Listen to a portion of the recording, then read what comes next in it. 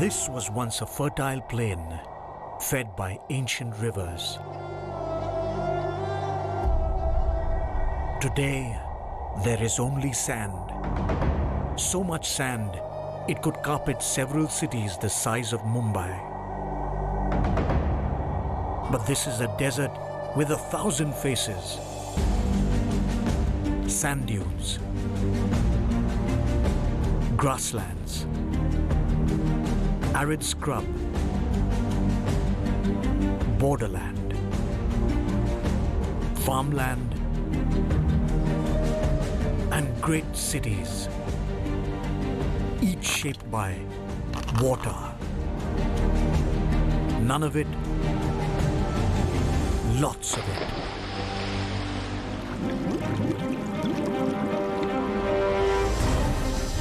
It is a land where every creature adapts, big or small.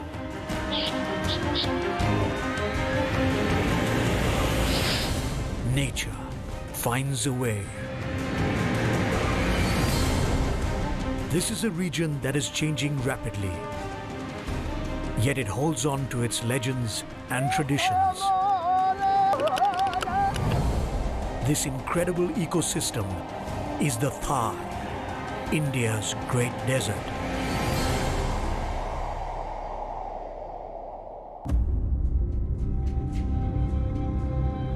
From space, India is clearly visible at night. Billions of lights can be seen from 400 kilometers above the Earth. But in the west, there are dark, unlit patches.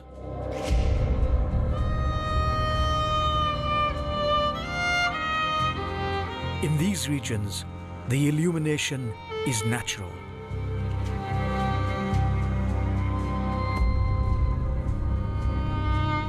The rising sun reveals this land.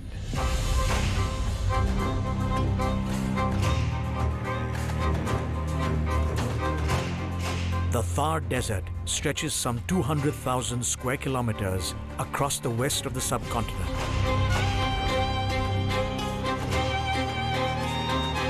That's almost the size of Great Britain. 85% lies in India, the rest in neighboring Pakistan. In India, the Thar isn't just in Rajasthan.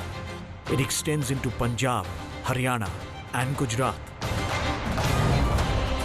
In the east, the desert is blocked by one of the oldest mountain ranges on Earth, the Aravalis.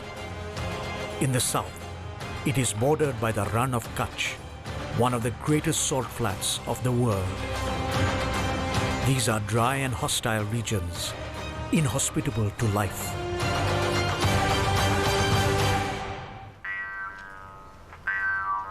Yet great cities exist here. The Thar is also the world's most densely populated desert.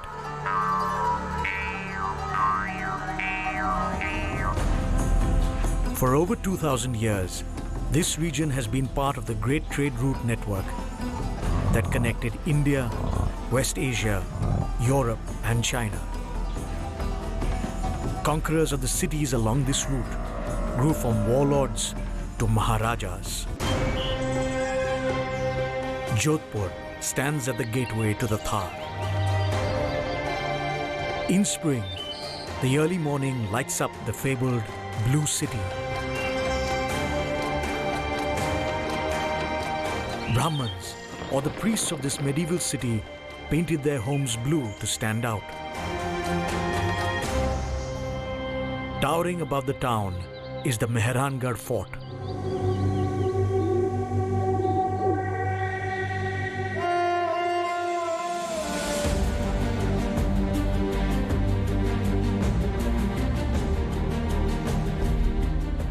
Built to house the Rathore rulers of the Marwar state, it is one of the most magnificent citadels in the world.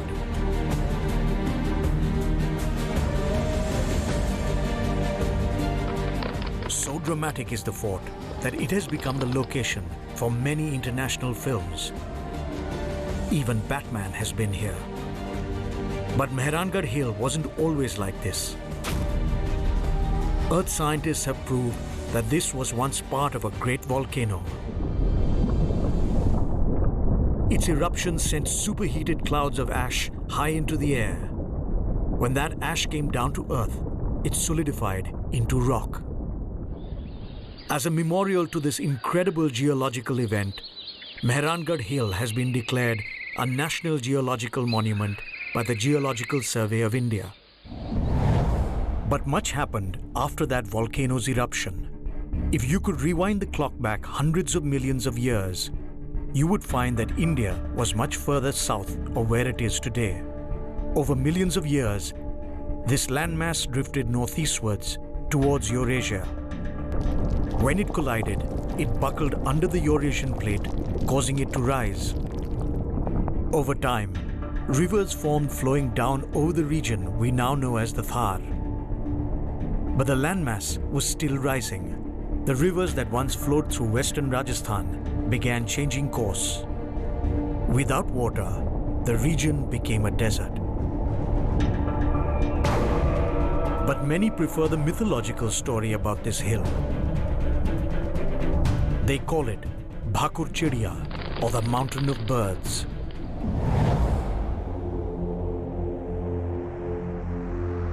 It's believed that a great sage once meditated here.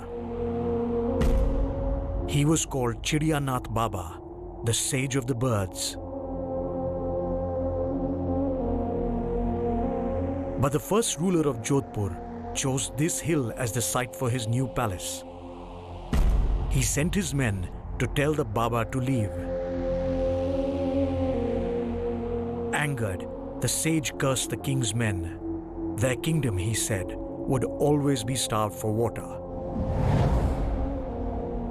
Today, Jodhpur and its surrounding regions are part of the Thar Desert, a region thirsty for water. But the first ruler of the city, Rao Jodha, and his descendants worked hard to counteract the sage's curse. They constructed a series of rainwater tanks. The interconnected waterworks fed the city below.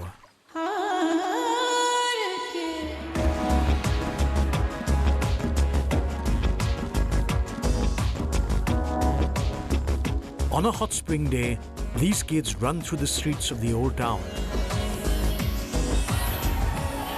Their destination is a 16th century stepwell known as Turji Ka Jhalra. But this stepwell was neglected over the years and went to ruin. It has been recently restored by a local entrepreneur and hotelier. As things changed and we rushed into modernity, the traditional water harvesting systems and the traditional water bodies were neglected. You know, by and by you got this piped water coming into almost every home. People lost the value of not only water, but of the water bodies. When we started cleaning it, this entire thing was underwater. More than that, people had started using it as a rubbish dump. One entire generation didn't even see it. So when we got together with the local community and especially the youngsters, and we started cleaning it and draining it out, and the government also supported us, there was an entire generation of people for whom it was a great surprise to see this beautiful piece of architecture. Stepwells, or bawdis as they are known, fill with underground water from the surrounding region. The water that filters in is sweet and drinkable. For centuries, these wells have become places of refuge, some built with shady, cool rooms, with cupolas that stand high above the water level. A favorite for some of the more fearless children.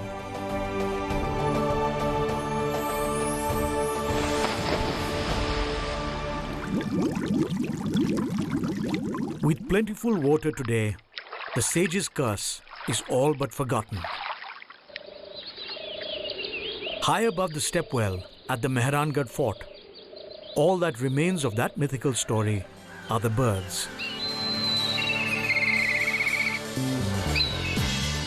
The black kites have been here so long that they have become an integral part of the erstwhile Royal Jodhpur flag. This afternoon, these birds aren't hunting. They are looking out for a familiar human.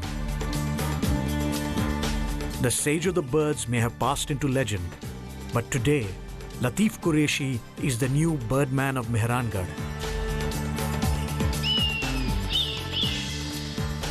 As he walks up the hill with his younger brother, the excited kites collect in the hundreds.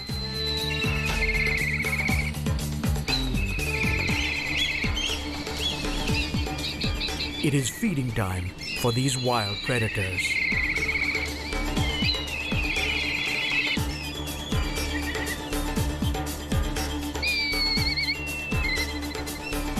Qureshi is among many generations of his family that has been entrusted this job by the erstwhile rulers of Jodhpur. It's an important responsibility. These birds are part of Mehrangarh's folklore.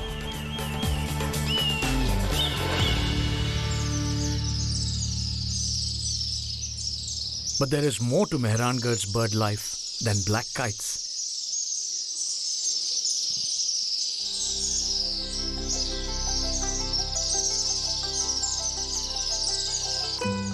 Compared to the large predators, these look like insignificant little birds. But these birds are far from ordinary. They are called swifts, and for good reason. They are very, very fast.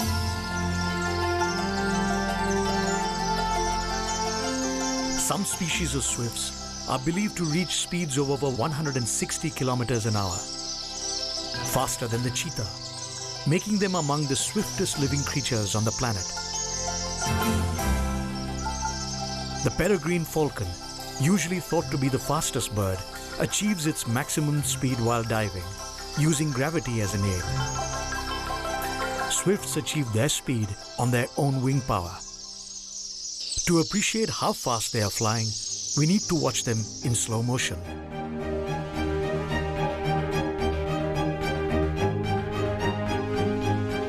Their long curved wings power tiny bodies, less than 5 inches in length and a minuscule 25 grams in weight. That's about 1 tablespoon of salt. But the swift has very weak legs. It can never land on the ground and take off again like other birds. So all they really do is fly. They eat, drink, sleep, and sometimes even mate while flying.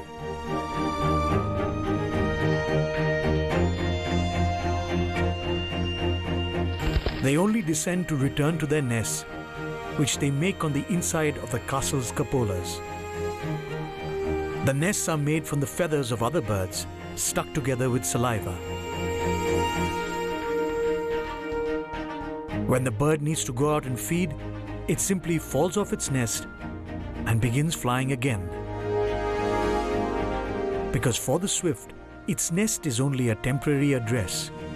Their true home is the sky.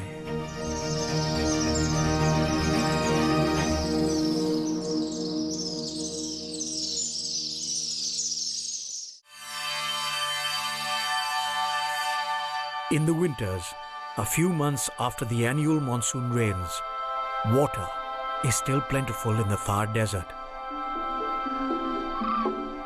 This attracts visitors from across the Asian continent.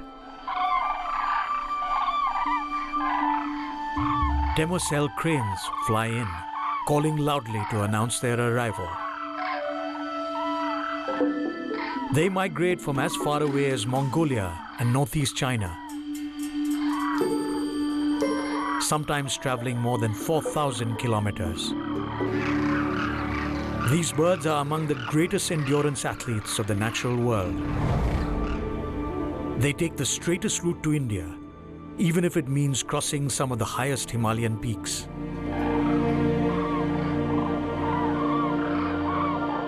That requires flying at heights of up to 26,000 feet, only 3,000 feet below Mount Everest. This incredible migration requires them to go for long periods without food, water, or even sleep. This morning, they collect at the edge of a waterhole.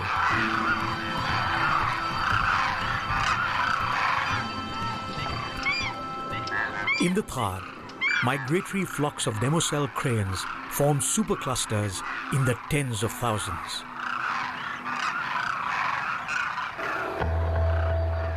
Another winter migrant, the steppe eagle, checks out the waterhole. They usually hunt smaller birds, but they have been known to attack cranes. He decides against it today.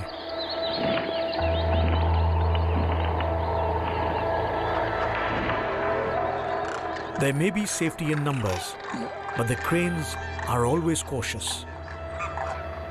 The desert is full of predators. They are thirsty, but who will make the first move?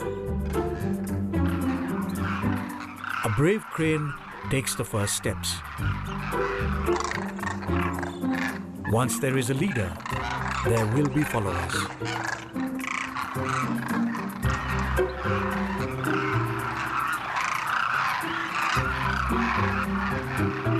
This water will be their lifeline for the next few months.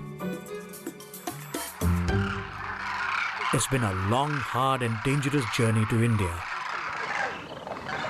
A crane with a broken leg hobbles to the water's edge. High-tension cables, poachers' bullets and traps are only some hazards these birds encounter. This crane is lucky. Many don't make it.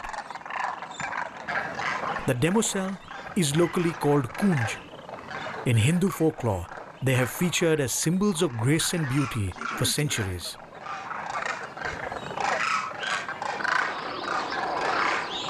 But they don't have exclusive rights to the desert waterhole. A herd of black buck decide to crash their party. Like the crane, the beautiful black buck also features in Hindu mythology. It is believed to be the puller of Lord Krishna's chariot. But that hasn't saved them from poachers. Relentless hunting has brought their numbers down to a few thousand. Once they ranged across India. Today the Thar is one of their last remaining habitats. The herd comprises of a number of brown-coated females that is led by one dominant male. Proud in his black winter coat, he calls the shots in his harem.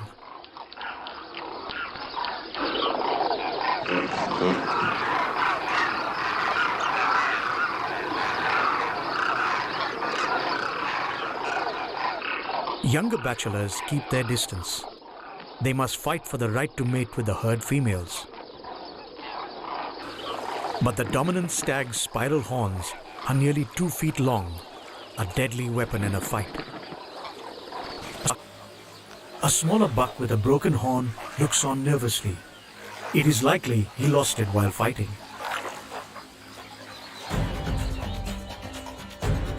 As evening falls, the black bucks move into the open scrub. The democell cranes stay by the water. Nature's bounties are still plentiful. For now, the desert creatures have nothing to worry about, but the Thar summer is yet to come.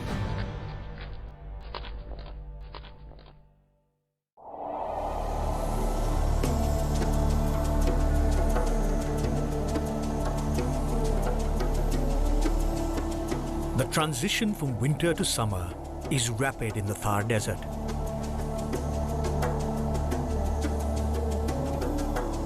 By March, day temperatures climb close to 40 degrees centigrade. But life adapts, whether big or small. A dung beetle leaves tracks on the dunes. It works its way across before the sands get burning hot. As if defying the heat, the roida, or the desert teak tree, is full of flowers. Its blossoms are a vital source of food for the residents of the region. Other plants are also lifesavers. A closer look reveals that life between the leaves is buzzing.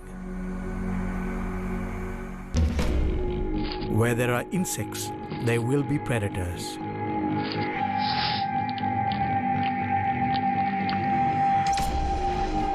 But even hunters can be hunted. A glossy-bellied racer surveys the desert floor.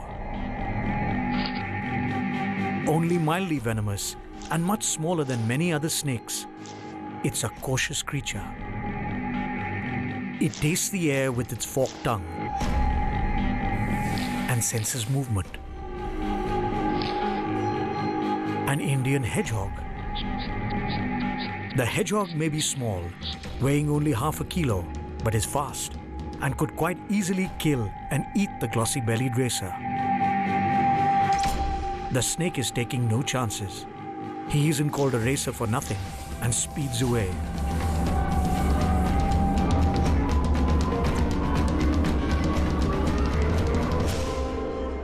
It would be a different story with the other snake of the region, one of the Thar's most dangerous creatures,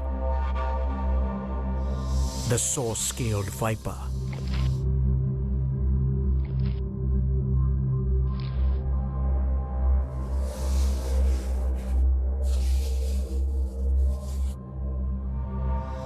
The viper has earned its name because when agitated, it rubs its scales against each other to produce a sawing sound.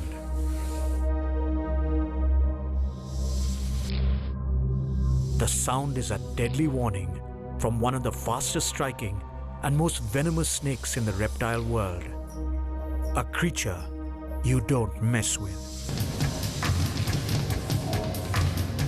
The saw-scaled viper usually hunts in the late evening or at night. But he is out today in daylight. He begins sidewinding or moving sideways across the sand. Slow-motion footage reveals that while sidewinding, only 2 points of its body are in contact with the hot sand at any time. A clever method to avoid overheating. But now the sun and sand are far too hot.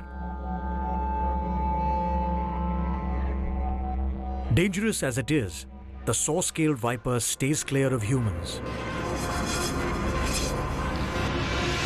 It is just as well. Its bite injects a hemotoxic venom that rapidly breaks down muscle tissue, leading to an agonizing death.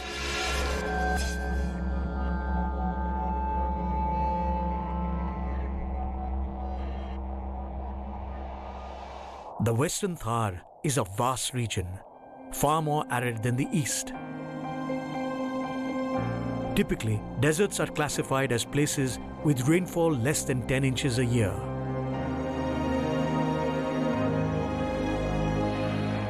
But deserts are also categorized by their aridity or dryness. In other words, they are places that have high evaporation rates.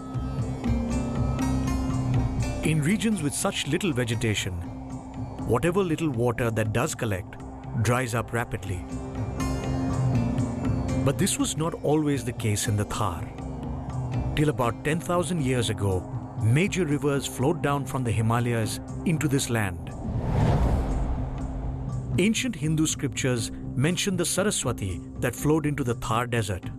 The Saraswati, Indus, and other rivers nurtured the great cities of the Indus Valley civilization. But as the continental plate kept slowly rising, these rivers began either changing course or disappearing altogether. Over time, the cities of the Indus Valley civilization were deserted. Today, through the Western Thar, runs the international border between India and Pakistan. To keep intruders out, India has erected a fence along the line. It runs for about 1,000 kilometers in Rajasthan.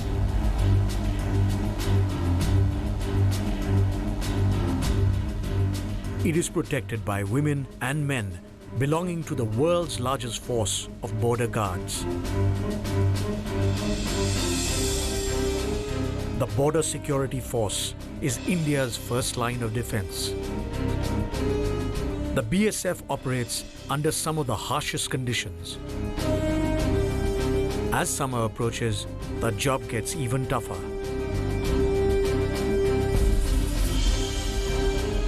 They deal with the adversity in a manner that hasn't changed for millennia.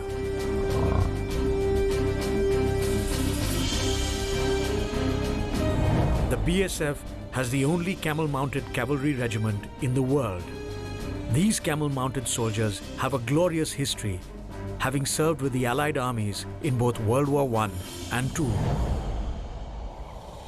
It is little wonder that in the BSF border outposts, working camels have pride of place. Over 60 million years ago, the camel's earliest ancestor was the size of a rabbit.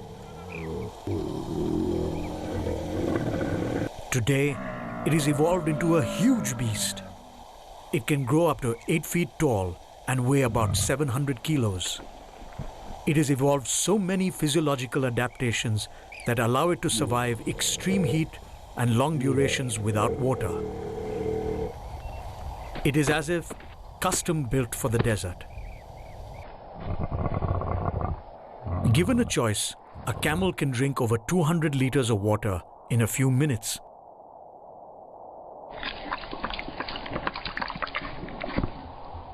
But here they are only given 20 liters at one time. It takes them only a few seconds, gulping that down. Once fed and watered, it's easy to see why the camel is such an asset. The two soldiers and their kit don't weigh more than 200 kilos. But camels can carry over 500 kilos and walk for over 6 hours in the desert, non-stop. Their long legs keep the body far from the burning sand.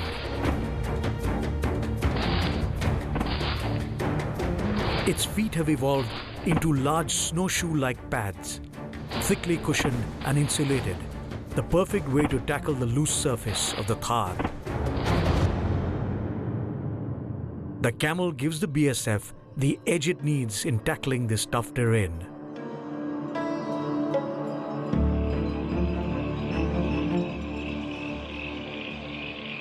Protecting the border is a full-time business. Night patrols guard the fence and the area surrounding. These soldiers are equipped with devices that help them see through the darkness. But there are no infiltrators prowling tonight. The only movement seen are the residents of the Thar Desert.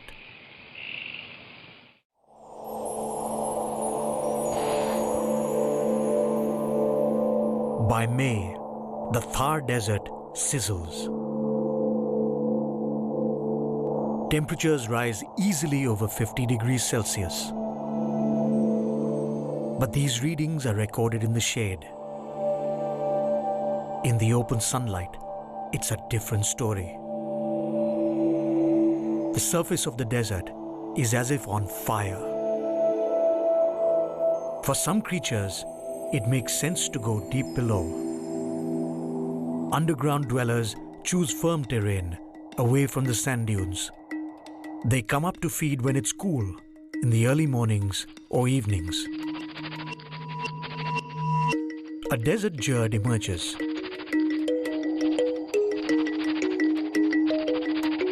Closely related to the gerbil, the jerd is the perfect snack for prowling raptors. But they never leave the safety of their immediate surroundings, even to drink water. They get all the moisture they need from the plants that form their diet.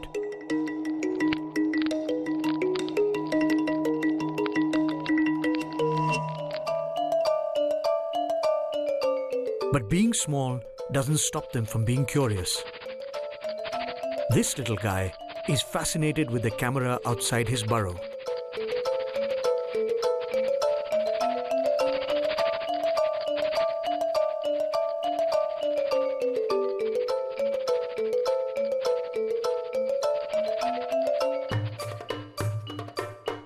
A quick inspection, And he's clearly not impressed with modern technology.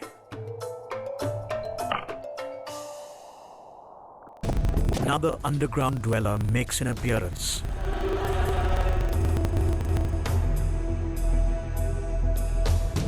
The spiny-tailed lizard is a throwback from the age of dinosaurs.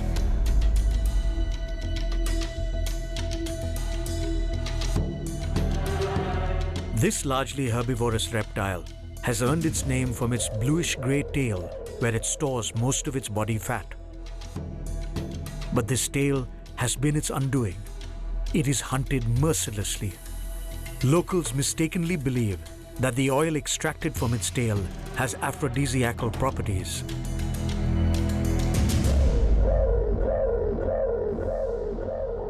Further west, the Border Security Force patrols the international border. The camel is one of the BSF's key assets. But 21st century technology runs alongside, fast.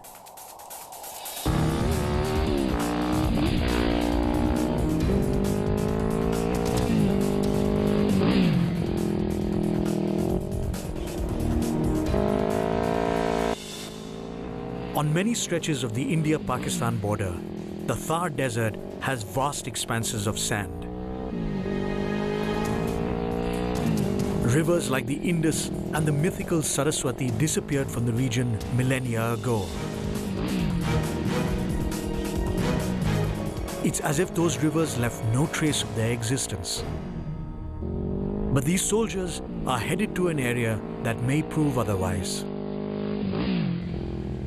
At the international border, in southwestern Jaisalmer, runs a valley that is spectacularly green even in peak summer. In the midst of the sand dunes, there are obvious signs of water. But where is it? The BSF soldiers dig to find out. Dark, moist soil is revealed in a matter of just a few inches.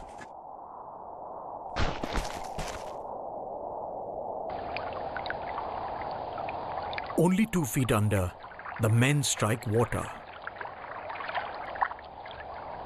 Despite being in one of the driest regions of the Thar, this valley has an endless supply of water, only just below the desert floor. Locals believe that this is one of the lost rivers, lost under the sands of time.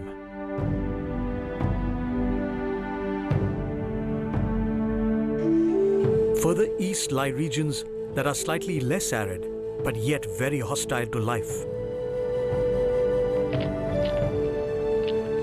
The desert surface is so highly concentrated with minerals, it makes plant growth very difficult. But difficult or not, plants have evolved ingenious ways to thrive.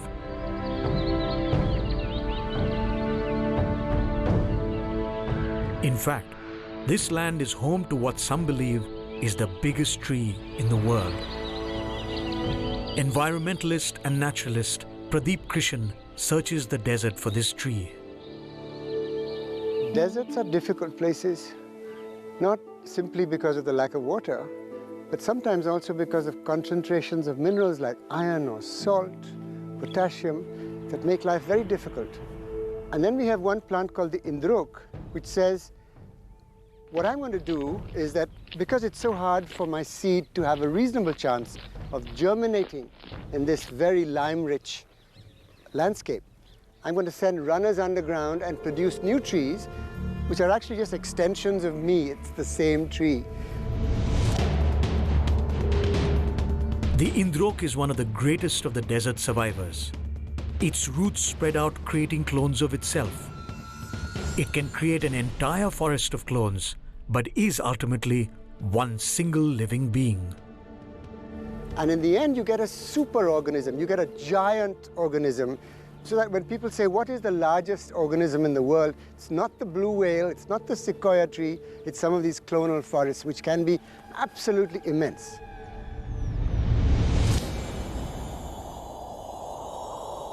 Just as the plants have learned to survive the harsh conditions, so have the people. The Thar's villages are tough places to live in. In peak summer, all the tougher. But like all residents of the desert, life adapts.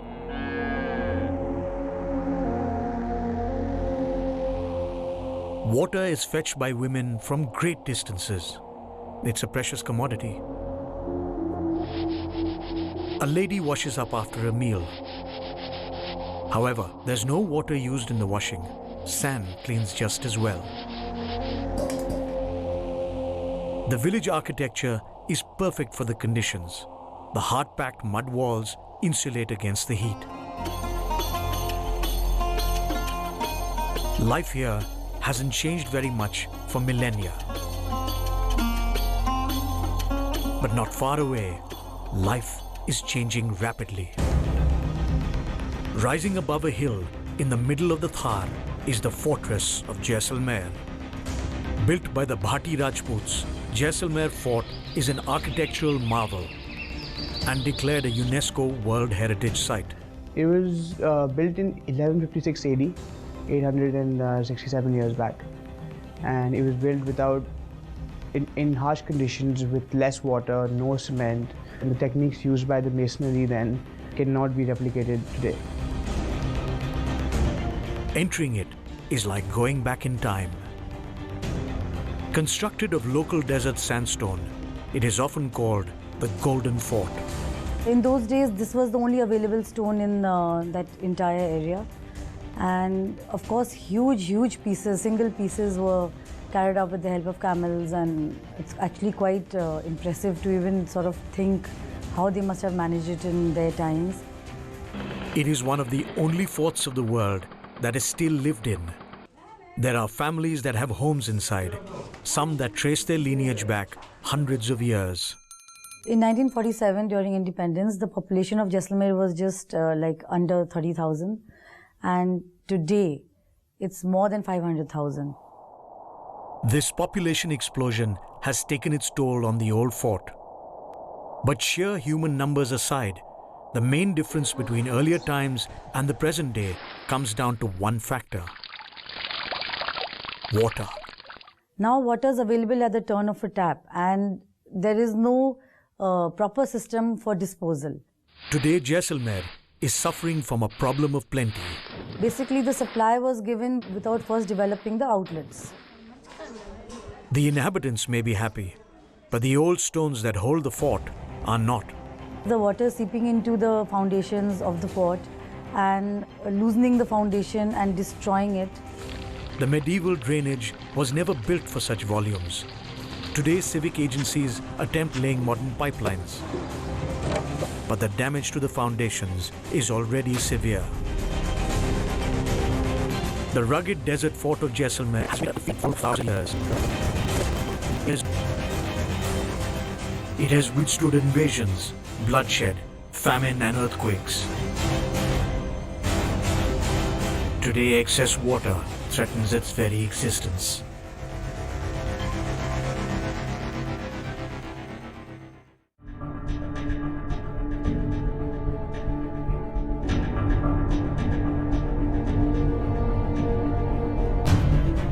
By the middle of July, the majority of India gets relief with the coming of the annual monsoon rains.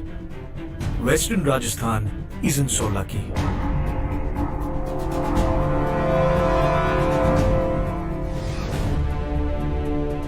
The Thar Desert is the last stop in the monsoon's journey through the country, and it still hasn't reached. By this time, the region has been coping with day temperatures that are in between 45 to over 50 degrees Celsius for over 4 months.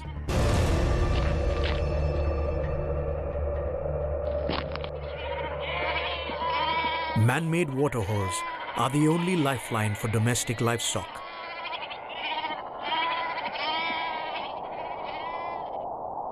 A group of blue-cheeked bee-eaters await their turn.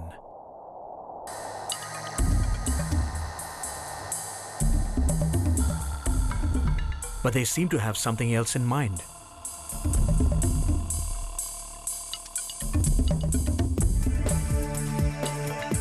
obviously they need to do more than just quench their thirst.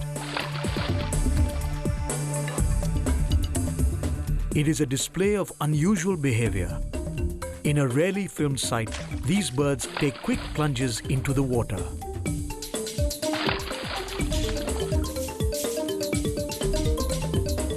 They aren't just drinking, but could be dunking themselves underwater to lower their body temperature.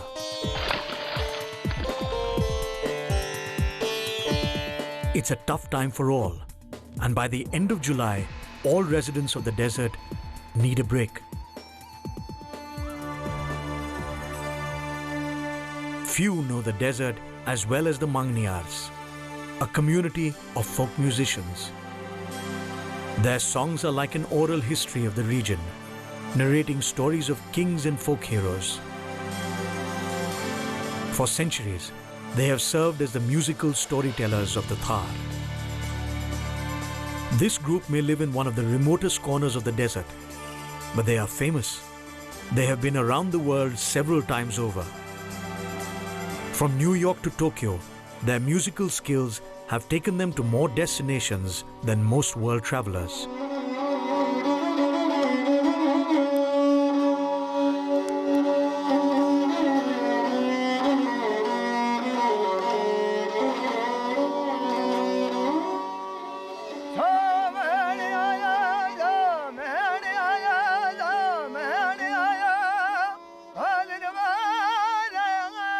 Barkat Khan starts by singing a folk song to welcome the beginning of the rainy season.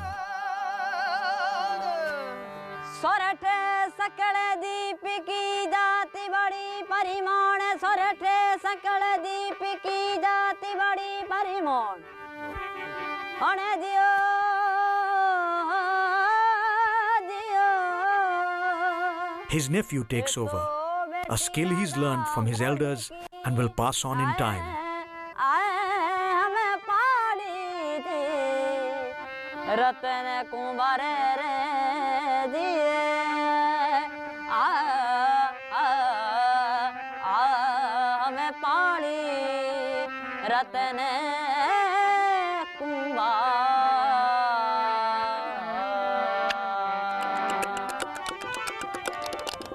The kartal begins the rhythm. Two simple hardwood pieces, just like the castanets used in Spanish flamenco music.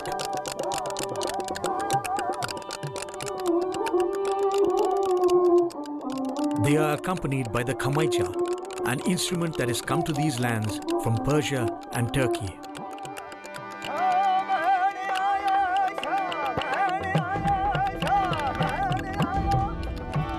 By August, winds begin blowing over the Thar. The monsoon is finally on its way. But initially, there is no rain. It is time for the andhar, the dreaded desert sandstorm.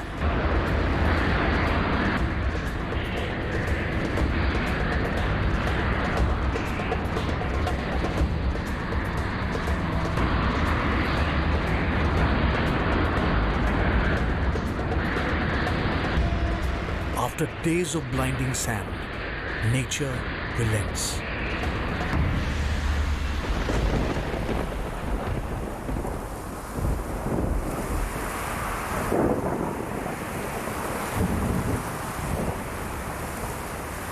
Rain.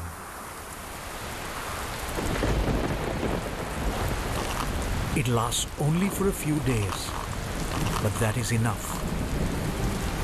The desert drinks it thirstily and wakes up refreshed.